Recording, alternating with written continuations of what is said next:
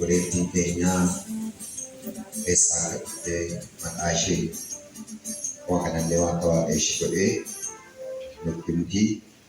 Galanni Waaqayyoo haa ta'u, Waaqayyoo waan guddaa naa godhe. Ani wannuma kanadha, charchiidhuma kanadhaani miseensuma charchii kanaati jechaadha. Ani jiraatu saba Buleettiidha.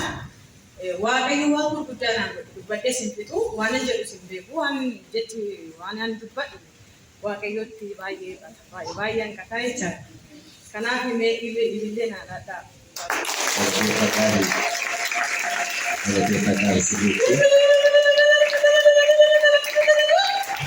Waaqayyo waan guddaa naa godhe, isa keessaa waan tokko naasaa. Asufee kanani akkuma tasaa ta'e guyyaa sanadha. Abbaan kun immoo hidhamee jira tureyyuu haaluma garaagaraatiin jechaadha. Ani gaafan dhufee iddoo kana fuuldura kanan taa'ee ani dura jalqaba isaa abbaa koo sila hidhamee jiruufu abbaa koo ifa kadhachiisuu bahe. Atoo eessa keessa tokko baay'inaan haazariitu na jalaa hidhamee jira isaan akka kadhachiisuu kan bahee jedhee. Kazaa achiin imbaa yeroo gabaabaatti imbaa abbaan kee jedhanii ergamaan nutti naa kadhatanii. Kazaa achiin bakka gaafa sanaa ati otoo lafa kana dhufuu dhaabattee sagalee gaddaa waan keessa kee madeessu waan keessa kee nutu sitti darbatamuudhaaf qophaa'ee jira garuu Waaqayyoo si wajjira. Gaddaan dhageessu gammachuu dhageessanaa jedhanii ergamaan asitti naa kadhatanii namoonni tokko tokko jirtu gaafa sanaa.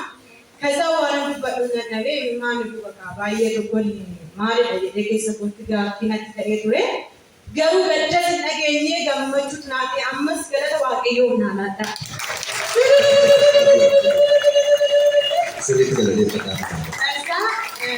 Waaqayyo akkuma dubbate dubbisaa wajjin jira. Akkuma dubbisaa Waaqayyo amanamaadha.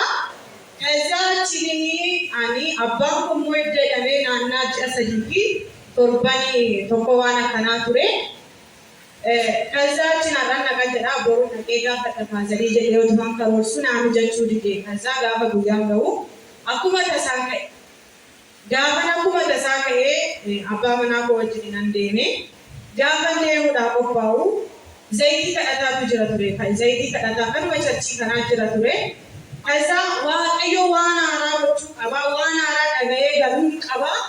Waaqayyo waan dhageessisuu qaba. Har'a waan haaraa tokko dhaga'ee galuu qaba jedhee jiranii zayitii kadhataa kanuma charchii kanaa jira. Migibii isaa hojjedhetti haazariidhaan migibii isaa hojjedhettanii zayitii sana naqe. Manattanii seetuma kadhataa asitti naqee egaa hidhameera. Naannootti dhaquu barbaadees.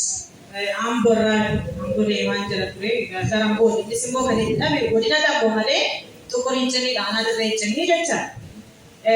Kazaa achiin otuma nasiin ka'ee nanani migibichatti zayitii kadhataa kanuma charchii kanaani itti naqee waan haaraa dhaga'uu qaba. Waan haaraa gochuu qaba zayitiin kun jedhee itti naqee fuudhee deemu.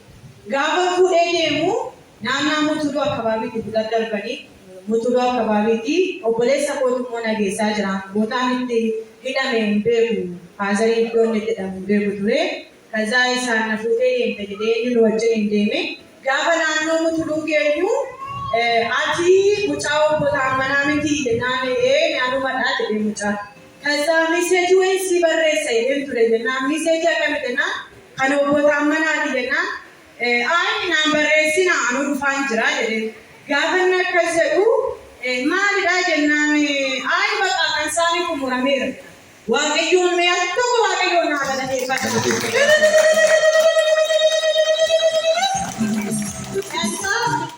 Gaafa akkas jedhu maalidha fayyoo jennaan bakka kan isaanii xumurameera jedhameedha. Gaafa dhaqee isaan dandeessa bira geenyu gaafa dandeessa bira geenyu bakka nyaatas nu harkaa fuudhanii dabarsanii mucaa nu biraa fudhatanii gara bifti isaanii tokkotti dabarfatan warri waajjira achi keessa hojjetan warri poolisoonni jechaadha. Achiin fudhanii nu biraa fuudhanii fayyoo maasii jedhamee jedhaan bakka xumuramee kan isaanii hin ba'u bakka yeroo murtaa'e keessatti hin ba'u xumurameera jedhameetu kazaa isatti himamee jechaadha.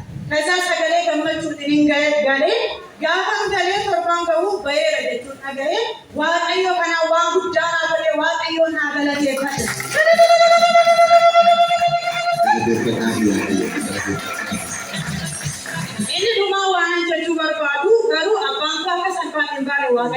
malee. Ameen. Waaqayyotu hojjetee waaqayyotu dubbannaan waaqayyotu zayitii chachii kana namni gara salphaatti gara tuffatamaa yookiin bishaan wayii tasaa garuu humna qabaa hojjete.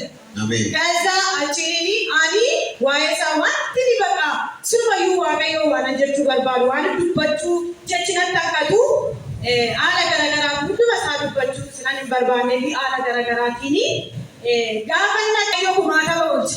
Ameen. Waaqayyoo guddisaa maganaa galateeffatu.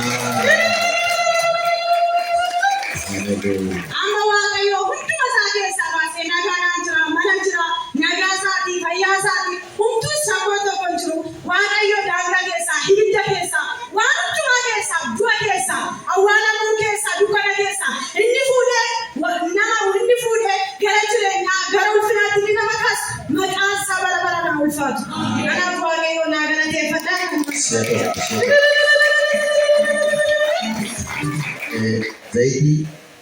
Zayitii dibataa sanatti nyaatatti naqxeetu geessitee mana hidhaatti laattee. Mana hidhaatti laattee galte.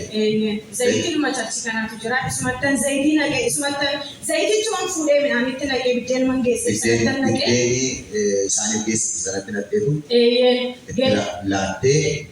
Otoo achiin gahee waaqayyo waan haarana dhageesse. Akkuma dubbadhee akkuma waaqayyo irra godhe ani garuu yaada miti waan yaachisa dhugaa waaqayyooti akka tasaati. Akka tasaaticha zayitii sana waan bakka yaada dura sammuu keessaan qabu ture garuu zayiticha achuma ture tasaa fuudhatanii achumatti itti naqee geesse otoo achiin gahee mangalitti waaqayyo akkuma dubbate akkuma amanii arraba kootiin jedhee waaqayyo waan haaraa godhee jecha. Akka keessatti buusaa waaqayyo galateeffatu. Sirriitti waaqayyo galateeffadhaa. Sodaa tokko nuuf keessaa qaba ture garuugaa uumaa miti iddoon dogoggorettis garuugaa xiqqaas ta'uu guddaas ta'uu waaqayyoodhaaf dhugaa bahuun waan jiraatudha. Waaqayyo immoo xiqqaas godhees miti guddaas godhee miti oolmaa waaqayyo namaaf godhee fi gocha waaqayyo namaaf godhe immoo dhoksuu miti isinii jira. Kanaaf waaqayyo sinaa eebbisu eebbifama. Harka keessatti qabaa eebbisaan waaqayyo si eebbisu naayila. Barri kee eebbifamu ni kee eebbifamu jedha. Kana caala waan haaraa dhagayeedha.